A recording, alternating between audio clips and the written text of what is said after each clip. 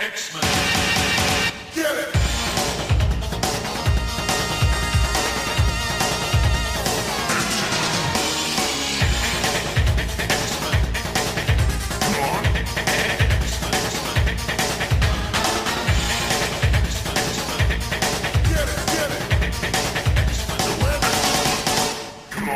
Hey everyone, and welcome to another exciting episode of Battle of the Atom.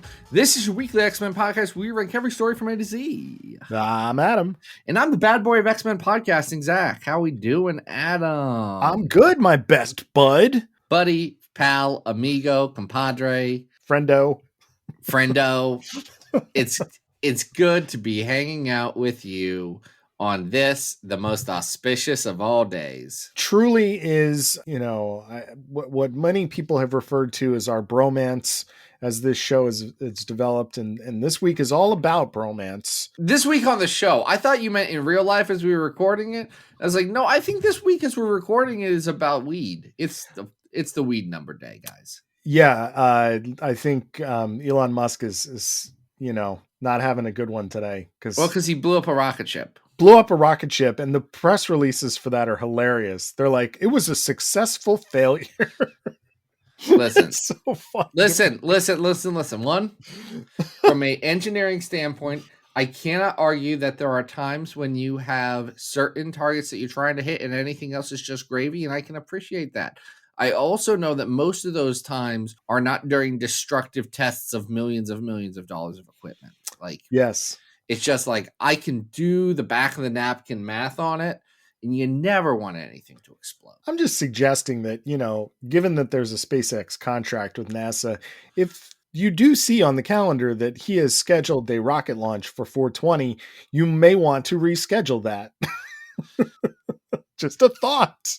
SpaceX content counts for this podcast because it has the name X in it. Little known fact, Elon Musk, big X-Men fan. In fact, him and Grimes broke up because Grimes was very into House of X Powers of 10 and Elon wanted to go back to the Claremont school days.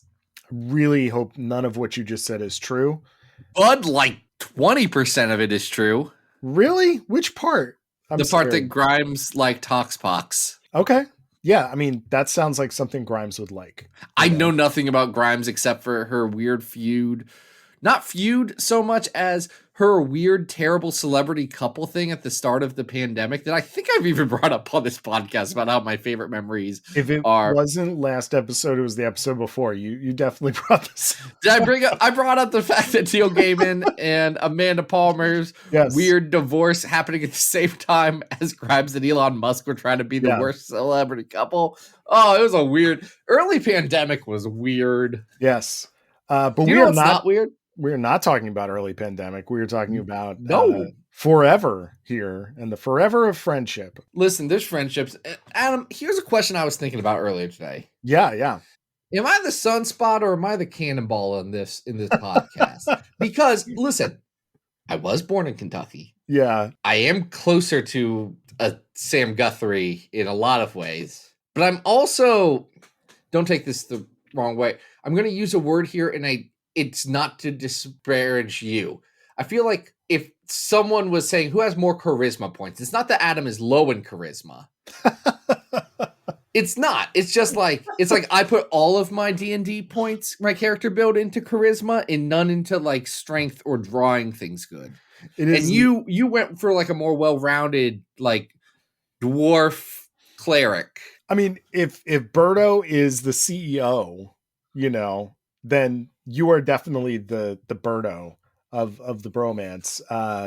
I'm fine being, I don't want to say good old boy. That sounds terrible. The good old boy has some interesting connotations. That is not the connotations that I want. The Sam sweetness, he's a great guy. So I'm fine with that. We're talking about stories with the Cannonball and Sunspot. That's right. All. Y'all, it's just that sometimes the podcast is what we want to do. Well, this was a request, right? It was a request, and it was a request by Patreon supporter Joe Simpson. If you want to be like Joe, you go over to patreon.com/comicsxf and you can reach deep down into your hearts and pocketbooks, toss a couple of coins into our coffers and say, folks, I would like you to talk about a Nick Spencer comic, which is something that people have kept asking us. It's true, and we did put a question mark next to Avengers World number 9, but it qualifies. It is a Sam and Birdo story. This issue. Adam decided that this qualified. I'm on the fence, and here's why. Okay, why? Because Avengers World number 9 is, in my opinion, part of a much larger arc that is the entirety of Nick Spencer's Avengers World story, which involves a lot of weird stuff. Honestly, I don't think it's very good. Hickman started it with him, but I'm like 99% sure that Hickman gave some script notes and said, "Yeah, I'm doing Avengers right now, so I'll help you sell the first issue." Hickman being involved in this does not surprise me, as the larger plot story does revolve around AIM, Advanced Idea Mechanics, having their own living island named Barbuda. But Adam, you're wrong, because well, okay, part of the AIM Island stuff did start with Hickman's Fantastic Four. However, the majority of it is actually coming out of Nick Spencer's Secret Avengers run. Oh, right. Yep. A run that I did not read. Listen, I did read the Ailes Cott Secret Avengers, which is better.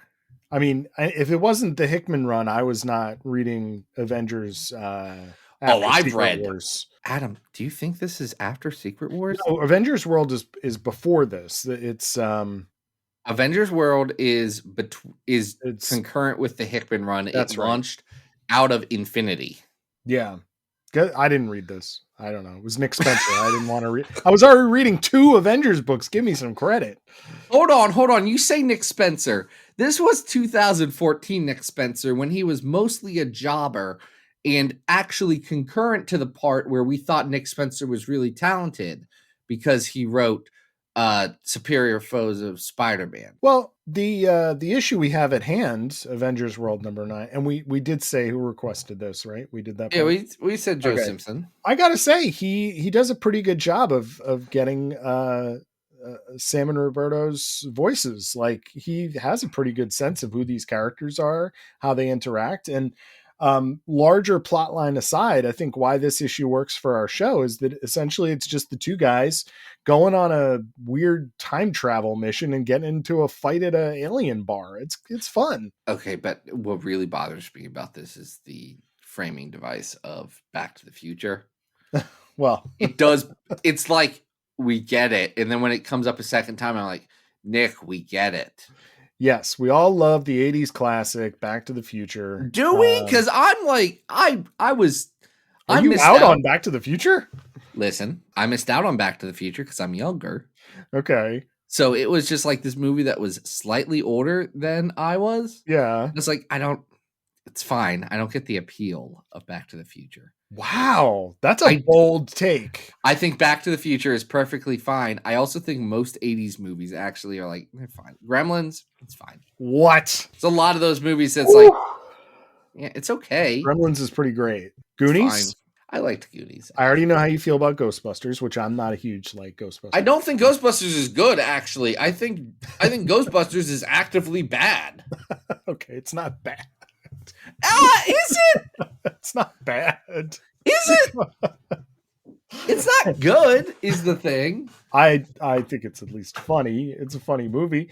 And Back to the Future is great. It's not even close to the funniest movie that literally anyone in that movie was a part of. No, that's very true. But Back to the Future holds up. It's fantastic. I love it. Fine. It's great. You don't have to like it, Zach. And I do agree that the multiple mentions of the quotes in this issue are, it's unnecessary, but your kids, Marty, something's got to be done about your kids. Adam, okay, we gotta broach this subject real quick. End of the issue, the splash page reveal at the end of the issue. Adam, were you aware of the next Avengers before this? No, I mean, so the reveal is that there is a group from the future of Avengers children that include Henry Pym Jr., Frances Barton, Torun, the daughter of Thor and Sif, James Rogers, and Azari T'Challa, the next Avengers. Hey, Adam, do you think Nick Spencer came up with these characters? I don't know who came up with them. Would you be shocked if they are, and I am not joking about this, characters made for a straight-to-DVD animated feature? Really? That's interesting. They are. What? Bendis brought them in for his Avengers at one point, Oh, and then Nick Spencer brings them back. Nick Spencer Alright. leaves them in the present at the end of Avengers World, and no one has ever said, you know who we need to bring back? We need to bring back James Rogers, the son of Captain America. Well, maybe Secret And Black Wars Widow. just kind of erased them. Maybe they just fell into like I some other universe or something. I kind of hope so, because they suck. Yeah. And they don't do anything in this comic. No. They just get found. They get found. Maria Hill sends Cannonball and Sunspot on a mission, which is weird because it's not like S.H.I.E.L.D. runs the Avengers at this point. No, but they're working with S.H.I.E.L.D. We get an Agent Coulson because it's a follow-up cameo. to Secret Avengers. Yeah, I get it. S.H.I.E.L.D. has this like gold robot lady named Jocasta who, is trying to communicate in binary code. Adam, I'm going to ask another question real quick. Yeah. Mm-hmm. Real quick. You're fully aware that Jocasta is not like a bespoke creation of this story, right? I don't know what Jocasta is. She's just a gold lady that kind of looks like she came out of that movie Metropolis. Jocasta from Jim Shooter and George Perez's Avengers from 1977. Oh, that's nice. The Bride of Ultron. Oh, okay. Great. Cool. She is, you know how you say I do, but I don't know Ultron, right? And how Ultron is based on Hank Pym's brainwaves. Yes. Mm-hmm. Mm-hmm. And obviously Vision, and you know how the Vision is based on Wonder Man's brainwaves, which is why Vision sucks. Well, Jocasta, that's a bold take for some people that I was going to say that is going to land. That's going to land with a very hard thud in some people's hearts. Great. I'm sorry. Y'all picked a bad character to stand. I don't know what to tell you. Jocasta is based on Janet Van Dyne's brainwaves. So she's Girl Ultron. Great. She is not the only Girl Ultron. There is also Alkema from West Coast Avengers, a character I know nothing about except for that she is the Bride of Ultron. That sounds like a John Byrne kind of thing, maybe. Actually, this is a Roy the Boy. This is Roy Thomas right here. Wow, good for Roy. Jocasta is only really a part of this story to introduce the children Avengers. Alkema was formed by Mockingbird's brainwaves, just so we get all the brainwaves. Jeez. These robots and their brainwaves. I mean, just can't they have their own brainwaves? Hey, here's a thing for Wonder Man real quick. Yeah. Just because Vision has your brainwaves does not make him your brother. And it's weird that you think that. It's just weird that you think that sometimes. Actually, it's weirder for Grim Reaper who thinks that. It's super complicated, but that's why it makes it an exciting romance for the comics, for the children's. Hey, what do you think about this this one page where Bobby and Sam get served like delicious Belgian waffles and are actually watching Guardians of the Galaxy? The 2014 Guardians of the Galaxy movie before it came out in theaters? I think that's friggin' weird. I mean, is it funny? Is it like... I don't... Can I tell you about my grand unifying theory about Nick Spencer? Sure. Yeah. I've never read Morning Glories, and I don't intend to. I don't even know what that is. What is that? It was Nick Spencer's Image book, and it never got finished, so I don't feel like I need to finish it. But people tell me it's good. I don't believe them. But how would you know? It doesn't end. It's fine. Plenty of things are good and don't end. I shouldn't say that. Huge fan of Chris Pachalo's steampunk. It still has never finished its last arc. So things don't have to have endings. Yeah, right? I think Hickman's Manhattan Projects is great. It doesn't end. I think it's fun while it lasts. The thing about Nick Spencer is that in about 2013, he convinced all of us that actually he was talented because of Superior Foes of Spider-Man. And the problem is, it wasn't that Nick Spencer was talented. It's that Steve Lieber was really, really freaking funny. And that was good. And then we got Nick Spencer's Captain America run, which is controversial for a lot of reasons. and not controversial enough for the fact that it's kind of bad and boring. Mm. Then we got Nick Spencer's Spider-Man run. And let me tell you what, Spider-Man's not been in a good comic in A very long time. a spell. Been a while. It's been, when do you think the last time Spider-Man was like unequivocally good? Eric Larson, early 90s. Pre-Clone Saga? Like pre-Carnage? You think Carnage was the turning point of Spider-Man being bad? I mean, look, you're talking about a child of the 80s and 90s here. I have such respect for like the entire, opus of Spider-Man going up to that point, and then it just really did fall off the rails like the rest of Marvel Comics in the 90s, and I don't know if it ever really came back. I think if someone was bold, someone could make a convincing argument that everything was downhill after John Romita Sr. left. And I think that's valid argument. Collectively, that's an argument that you could make. I don't know if I would, but you could. Listen, there's good Spidey stories, throughout individual, but like, why are we talking about Spider-Man? Because this issue is kind of nothing. That's the thing about Avengers World number 9. Sam and Birdo get into a bar fight in space. Yes.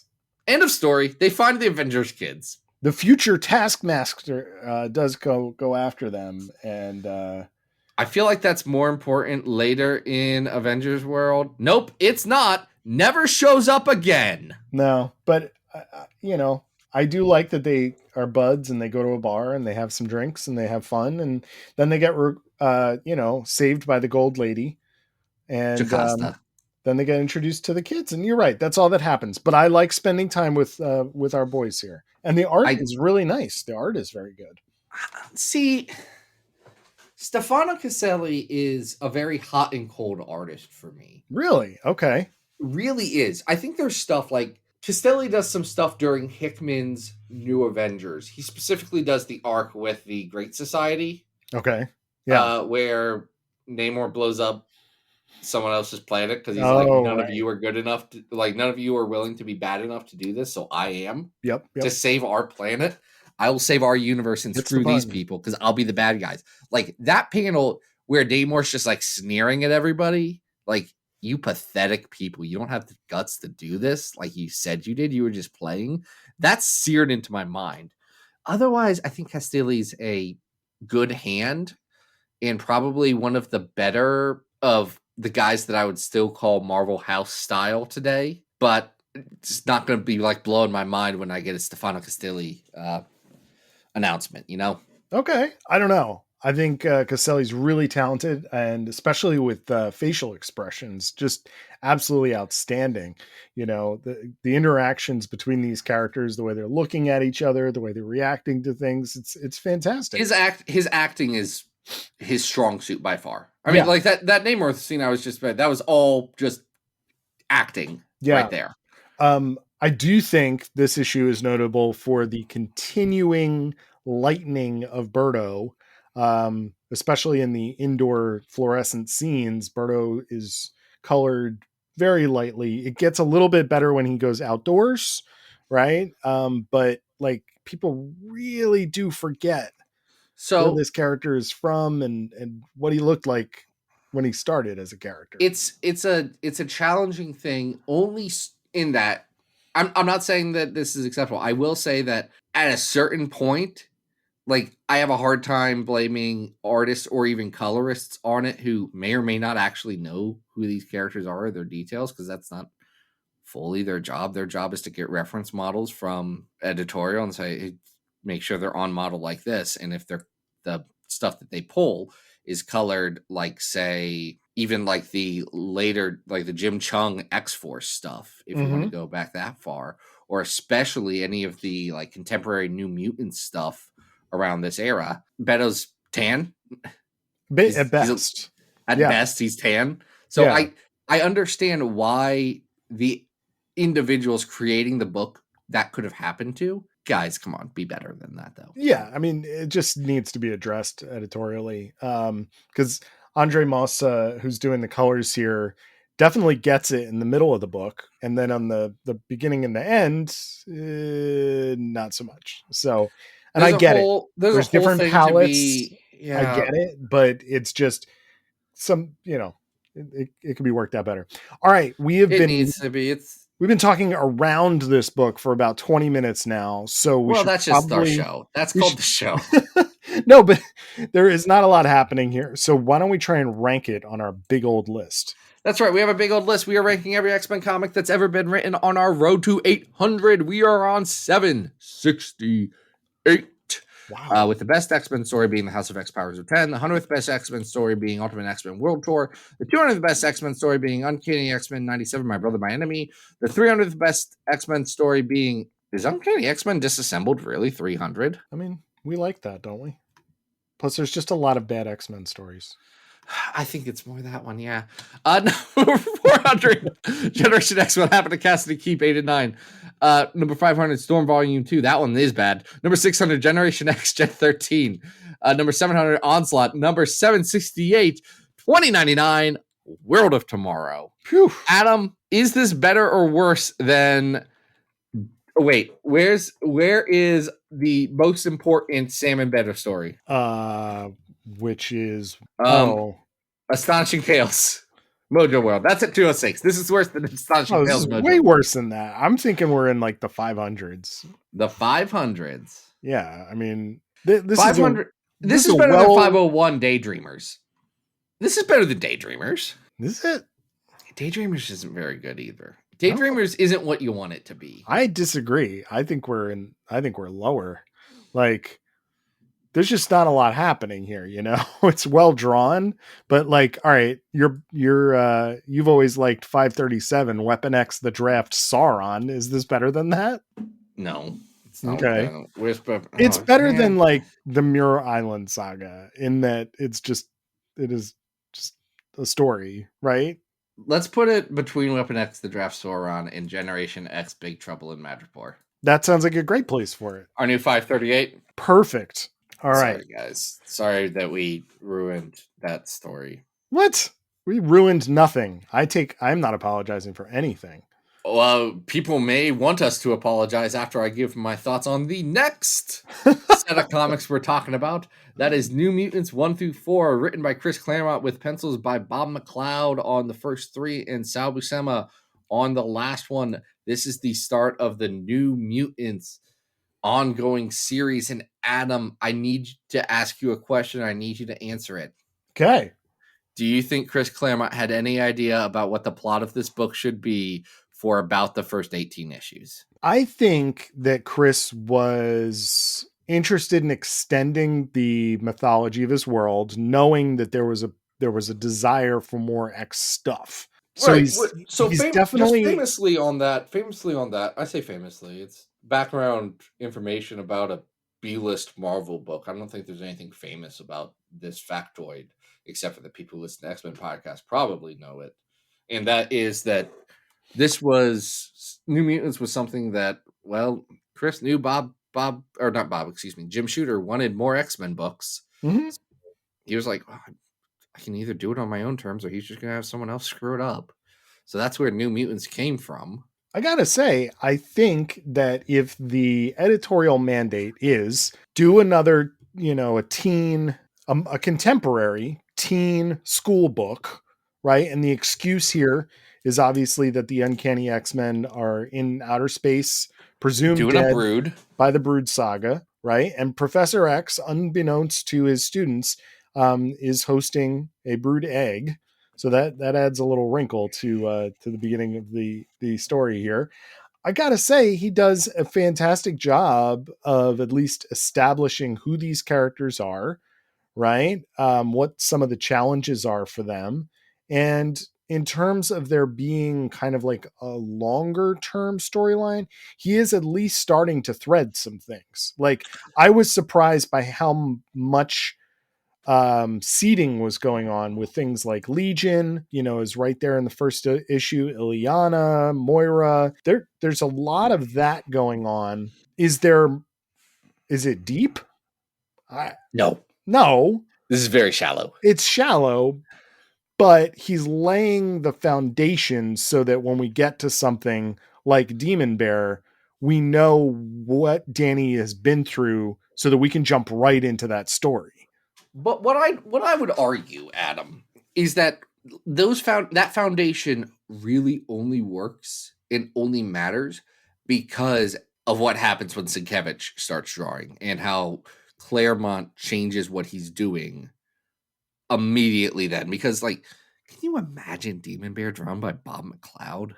Well, we've seen, in that one panel what that looks like. And no, of course it would be terrible. It's a whole nother book. Yeah. If Bob McLeod is drawing that story. What works here is that McLeod is really supporting what Claremont is doing just to do character work. Right. Yes. So we are going to have kids at the mall get attacked by Sentinels in issue 2. Right. This is like classic X-Men stuff. Oh, it's classic X-Men stuff because we've all seen that pilot. No, I know. It wasn't classic X-Men stuff at the time, but yes. No, but where's that coming from? It's coming from exactly this. It's coming from this, right? We're getting, all of the stuff with Danny being kind of like followed by and then attacked by Professor Xavier as the Brood that then gets resolved over an Uncanny. We're getting what else is happening in issue 4? I mean, issue 3 is mainly Brood stuff. And then the Brood stuff is weird in my mind because I always do feel like the part about actually the Brood have implanted in Professor Xavier. It's like a scouring of the Shire kind of moment that, like, thematically I understand it, but maybe we would cut it out of an adaptation because it's an extra ending to a story that's already over. Yeah, it's fine. Obviously, when paired against the Paul Smith issue where, the Uncanny X-Men suffers compared to what Uncanny's doing right now. Where I think the book really does start to... So first issue, a lot of just, hey, these are the characters. This is their emotional beats. Second issue, I think the mall issue really hits. Third issue suffers because it's Brood stuff and it's kind of unnecessary. It feels superfluous. However, the fourth issue really does kind of hit a hallmark of the after school special type story that this book does lean on from time to time, right? So the fourth issue is the one about the student who keeps prank calling Stevie Hunter. And it turns into like this very strange story about this kid's abusive parents and the way that he thinks of how he should be cared about. And, it's a weird story. But it's definitely Claremont kind of taking on almost a PSA type story and working it into this superhero narrative. He's very much trying to do that. I would categorize it as a failure. And I'm glad he was trying something. But, like, it doesn't work for me. None of the early New Mutants stuff until Seiichi gets on really works for me. See, I disagree. I do think that this book has a lot going for it in terms of the character development. And I'll be honest, some of it is very stupid, right? Like some of it is just very stupid. Some of it is just can Cannonball turn, right? Which is very dumb, but it's also kind of rewarding when he can and he saves a mother and child. Like I get excited about that because I'm like, go Sam. It's because I love Sam. It's just like I think powers should have limitations, and I think you should have your protagonists have downfalls and have challenges. And I can't turn is a really silly one. it's like being like weakened by the color yellow. It's I'm fine with it. I think it's okay. I agree that obviously this book has its ups and its downs, and it's still trying to get its feet in the first 4 issues. Is this the best the book is? Absolutely not. No. But does it start to establish the characters that we met in the graphic novel, right? And it starts, like I said, it starts laying the roots, planting the roots for where this is going to go. So I have an affinity for these issues. I agree that they're obviously not like, I have a lot of respect for Bob McLeod. and what he can do. These issues are just kind of house style, right? The Sal Buscema issue is the same, it's right? it's just a lot of nothing. And that really hurts them in my mind. I don't know that it's nothing per se. I think that it is artistically it doesn't Yeah. hit me. But as a story, it's just trying to gain, Claremont's trying to get a foothold on what he wants to do with this book. Right. And you're right that, until we get past Nova Roma, we don't really get that. So but I still think this at least establishes it and gives us a good basis for where these characters are going to go.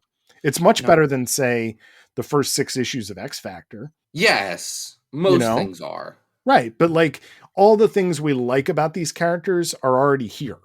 Like it is, though I don't know how much of that was already, like, I feel like most of that was already established more or less in the graphic novel. Well, parts of it are, but we're getting, how they interact. We're getting how they interact with other people in town, right? At one point they end up at a dance. Like, how do the other kids at the mall stick up for them when they're about to be arrested by Gyrich? Like, it's stuff like that I think really does make the book just a unique turn, a unique spin on what was going on with X-Men at the time.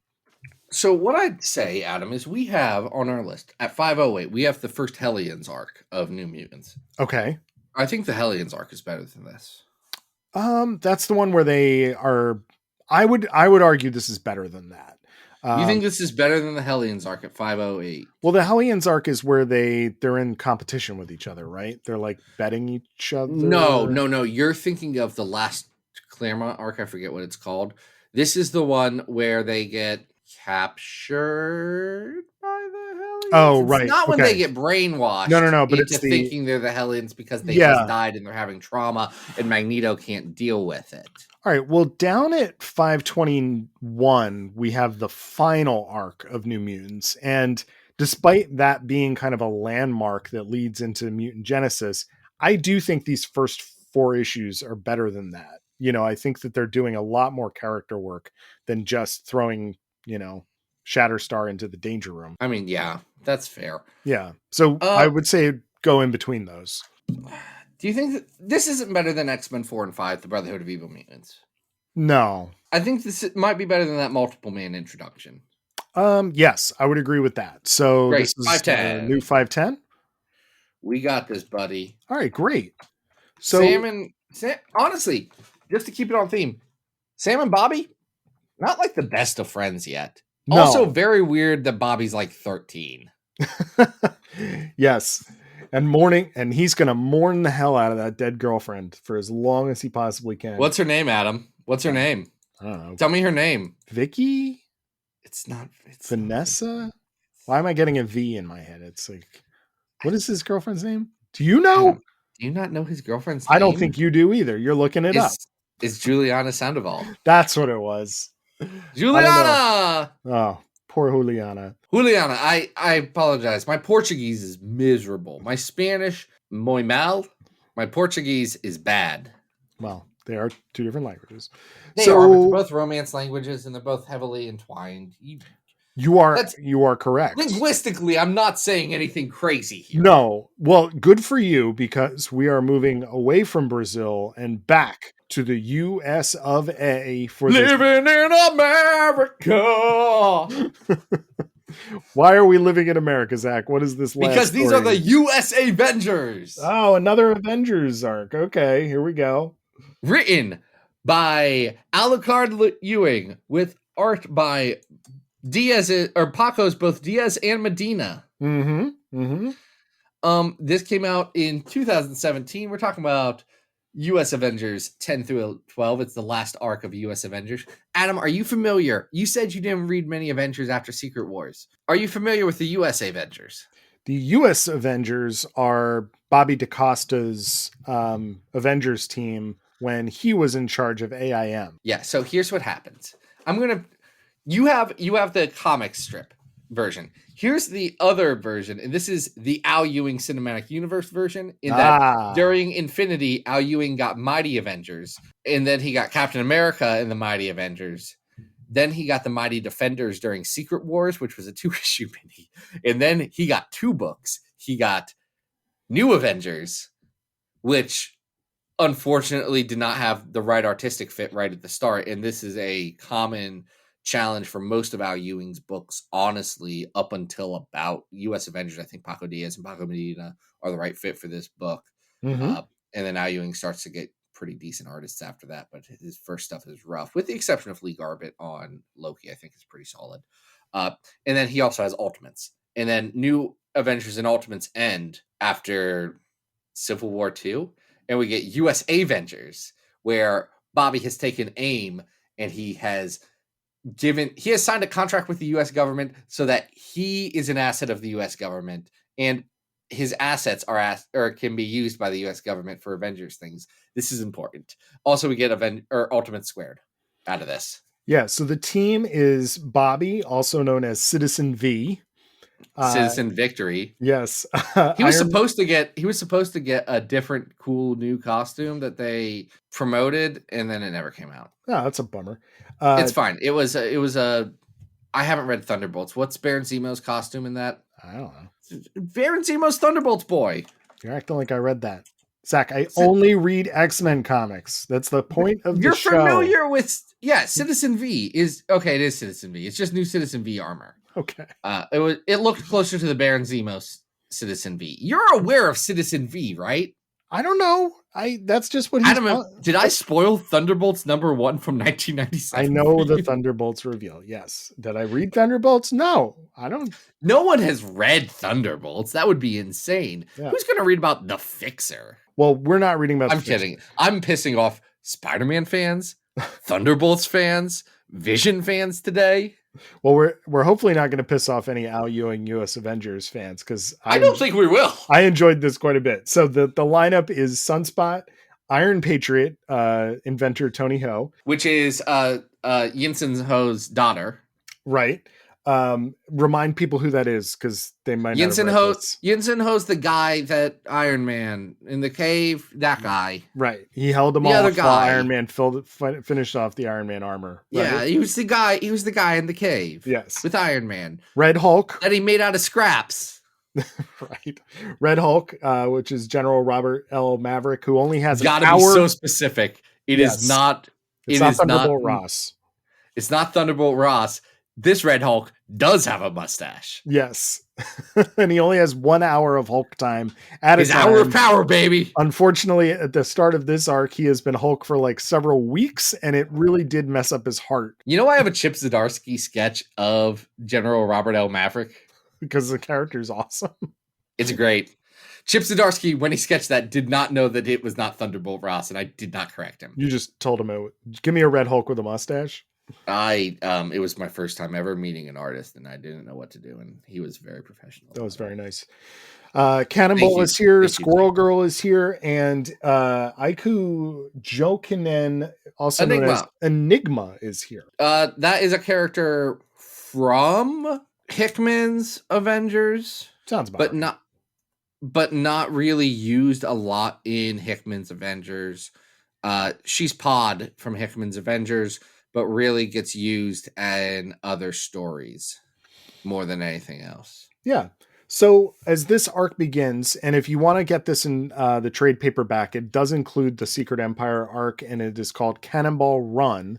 But we're just going to do this arc because when we start off, Berto has essentially decided to cut off his contract and basically like go broke.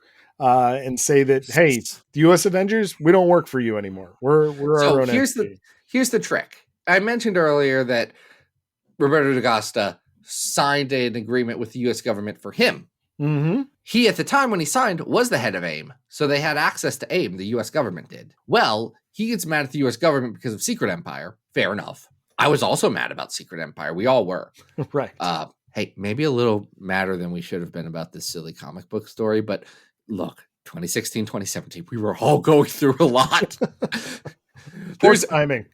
There's like 2020 and 2016, late 2016, early 2017. I'm giving us all a pass. We were all going through it. Anyway, he gets mad about that, and he has actually signed away all of his rights to AIM over. Dr. Tony Ho becomes the supreme leader of AIM. And oh, by the way, Bobby has a power inhibitor on his head to stop him from getting powers because they're killing him thanks to the Terrigen Mists. We're not talking about them any more than that. Yeah, dude has the M-Pox. Luckily, That's it. No, we're done. No one needs to know more about it. We've all this. Besides the fact that a comic book did bring it up this week, we're not talking about it. So Smasher, Sam Guthrie's wife, does show up at the end of the first issue just to let everybody know that the missing Cannonball, who has been missing for some time, has been located. And the last two issues are about where Sam is and the U.S. Avengers rescuing him. And folks, Al Ewing is often cited for his genius as a comic book creator in his writing and just the intelligence and unique perspectives and approaches. And he's also not above a good gimmick. And these two issues are so much fun because essentially a group of Skrulls have turned a planet into an Archie comic book and are living the lives of the characters of Archie that Sam is stuck on their planet. I need you to, again, we're going to get deep into this. You understand that Al Ewing, as he's doing with all things Marvel, he's making a reference here, right? To Archie, yes. To Fantastic Four 91 by Stan Lee and Jack Kirby, where the Skrulls of Crawl 4 all got TV things from American gangster movies from the 30s and pretended to be gangsters. So it's a play on that, but it is a play on this. These are not the same Skrulls, correct? These are the next door neighbors of those Skrulls. Gotcha. Okay. So this is if you assume Skrulls follow Roman numeral numbering systems, 6 planets over. I think that this is a really, really smart and fun setup because what Al does is that he essentially sets this up as a political spectrum and has Richie. What is this one's? This Archie's guy? Archie. Can we just call him Archie? Let's just call him Archie. Archie Skrull. Archie is obsessed. From Riverdale. Y'all know Riverdale. Archie, well, hold on. The original The Skrulls here would hate Riverdale, actually. Yes, except for Jughead. I don't know. I think Bugface Brown would think Riverdale's a little too far. I don't know. Because that is the premise that is set up, is that we have Archie, who is obsessed with keeping the original Archie canon, and yet he is sort of at an ideological impasse with Jughead, who is now in a dungeon, because all Jughead wanted to do was, when he learned that there was newer decades of continuity with these characters, he just wanted to keep exploring it a little bit so that it was more fun and it kept up with the times. And so we get this great Bugface Brown conservative versus like progressive thing that is just, it's so smart the way Al puts this together. What is interesting is, especially if you look at some of the background characters that are also in the dungeon with him, like Sabrina. Yes. And Kevin. Like, it's like, oh, no. Al Ewing is not being subtle here. No. Al Ewing, and this is very pertinent to the time. Like I said, it's 2017. We are pretty deep into the post-Secret Wars, post-Civil War of Marvel being all in on legacy heroes that tended to be a lot more diverse. Mm-hmm. And there was a reaction from the worst kinds of people about that. Just was, folks. I mean, like, the podcast was going on during that time. You could probably hear us comment about that in the past. I cannot tell you how much I agree with my specific opinions. I do know that our general opinions have stayed the same during that entire time of saying people are dumb. Don't be freaking weird about not white people. That's all. Don't be weird about dudes who aren't white. That's it. Oh boy. That's all Al Ewing's saying here, and yet he's doing a good job. Yeah, no, he's exploring this in a really fun way. And if you are an Archie fan, you will find your favorite Archie characters, represented in some really fun ways. The Super Skrulls, that are their like, defender protectors are also mashups of multiple mutants. Which I believe just because Ao Ewing has done his homework. I'm pretty sure those Super Skrulls are from one of the... Oh, no, they aren't actually from... I'm wrong, because those Skrulls died in a genocide. We do get the gangster Skrulls. The gangster we Skrulls do get the gangster do Skrulls. make an Right? I thought these appearance. were... I did think for a second that these might be Skrulls from like Secret Invasion X-Men, but no. Oh, Cyclops okay. did a genocide on them. Yeah. But the the one Super Skrull is a mashup of Gambit, Dazzler, Wolverine, but is also, I forget what the Archie character's name is, the teacher. Not the hot one that Riverdale Archie slept with. No. But was actually catfishing him and wasn't actually his teacher. Oh my God. Well, okay, no. She impersonated Miss Grundy or whatever the Archie teacher lady is name. But hold on, that was Miss Grundy. That's Miss Grundy. Yeah. From Archie. No, this from is Riverdale. This is Mr. Weatherby. So Mr. Weatherby. Do you know how many Archie comics I've read? I honestly don't know. All of my Archie is from cultural osmosis. I just think that it is very, very well done. It is a smart mashup. You're still getting the the US Avengers kind of dealing with some things that have happened in the past, but the thrust of this story being Jughead telling Archie, like, we can't continue living in the past. We need to be a living document, right? It's just brilliant. I think it's a very smart and fun story. It's Al Ewing. Listen, Al Ewing's getting on a pulpit here. Also, I'd listen to Al Ewing get on a pulpit. He tends to do it in a very entertaining way. Yeah. Yeah. It's not the first. It's not the last. Have you read... We've talked about it several times on the show. Have you read Defenders Beyond? He is not being subtle about his opinions on what comics should be in that book. It's very good. People should read it. So, unfortunately, this is also the end of this particular adventure with this team, because they then get sucked into the No Surrender crossover. Which, No Surrender is not an X-Men story, even though Rogue is a central character in it. Yes. It's a bridge too far for me to say that that's an X-Men story. I would agree. No Surrender's pretty good, though. There's some cool stuff in No Surrender. I remember. I think No Surrender's a little longer than it needs to be. Mm-hmm. Most crossovers. But in general. Yeah. But if you were going to pick one of the 3 stories this week to check out, obviously I think most of our listeners have read the first 4 issues of New Mutants, but you probably might have skipped the US Avengers. And go read it. It's fun. It's fun. It is a lot of fun. And especially these Archie issues are a blast. So these are probably my favorite issues of US Avengers, even though I do have a soft spot. No, there's one issue that I'm not sure if it's a crossover or not, but it's Al Ewing doing a formalism that is fun. I enjoyed it quite a bit. I read more than just that arc to get ready, so I knew who the team was. Because someone wrote it down wrong on our list. No judgment. It's okay. Someone was like, "Oh, Adam, you should read these freaking Secret Empire tie-ins." And I looked at those and said, "Well, that's obviously not what I meant. I must have meant this here." They were good. We're not ranking them, but they were pretty solid.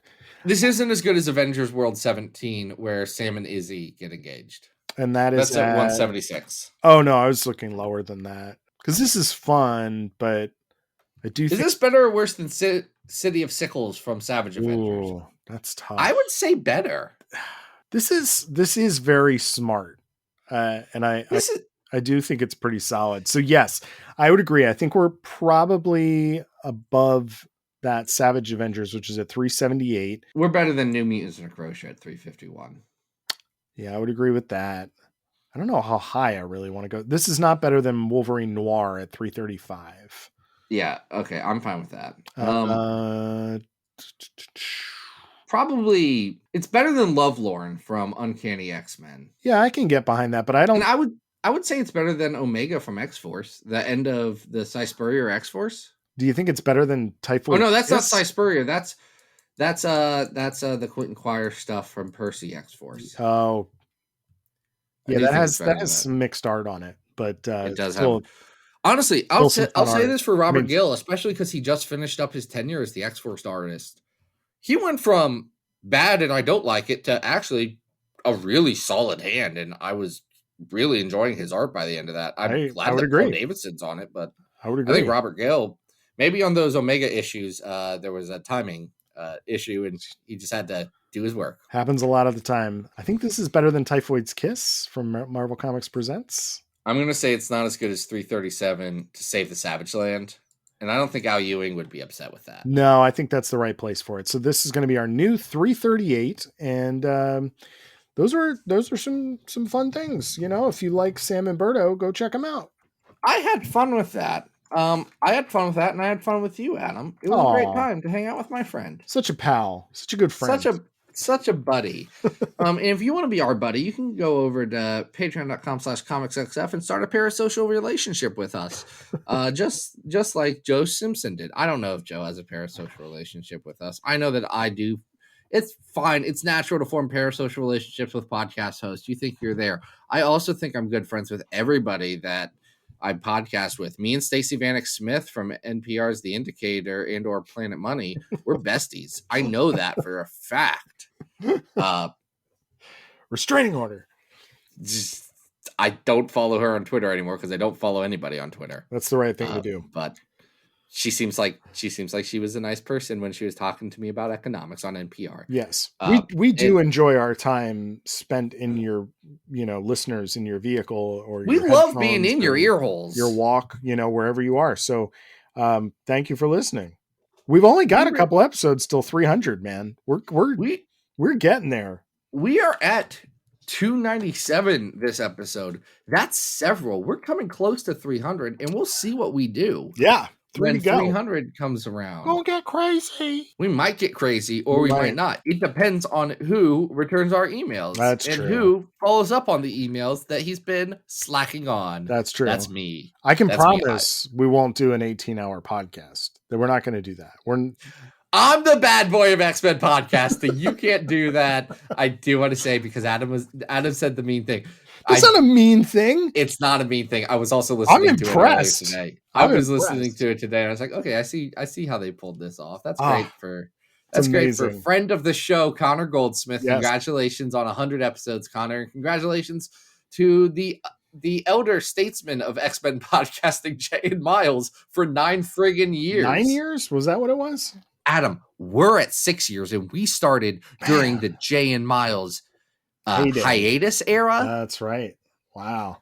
So if you want to feel dated, bud, there's people who are like, yeah, they've been doing Battle of the Atom for freaking ever. It's upsetting for all of us involved, and maybe our opinions have changed over that time, but that's okay. If you want to be like, Joe, Patreon, go do that. Adam, what are you doing? Folks can always follow me on Instagram at AdamRec. I actually have been tweeting a little bit lately, mainly to promote the show, but I guess follow me on Arthur Stacy. Go buy a print at imprint.com/AdamRec1. Do it. There's links on my socials.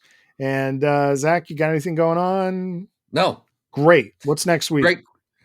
Next week, you remember how last week we did an episode that was all Jean Grey stories, but none of which involving the Phoenix? Oh, I do remember that. Yes. Well, we're doing all Cyclops stories, none of which involving the Phoenix. This one was much easier. So much easier, actually. Less Cyclops Phoenix crossover there. So much easier to not do the stories where Cyclops thinks about the Phoenix and he thinks about other things. Amazing. Until then, folks, this has been Battle. Hope you survived the experience. Get it!